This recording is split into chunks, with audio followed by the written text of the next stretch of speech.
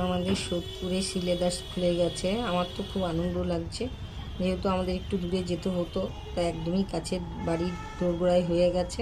খুব আনন্দ লাগছে। তা যাই হোক, ওপেনিংয়ের দিন আসতে পারিনি, এটা অসুবিধা ছিল।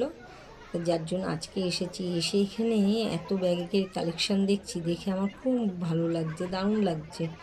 তা মনে হচ্ছে কোনটা থুয়ে কোনটা নিই, সবগুলো তো নেওয়া সম্ভব না।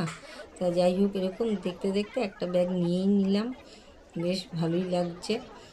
তা আমরা যারা সোদপুরে রয়েছি, বেশ আমাদের জন্যও খুব ভালো হয়েছে, যেহেতু কাছাকাছি হয়েছে।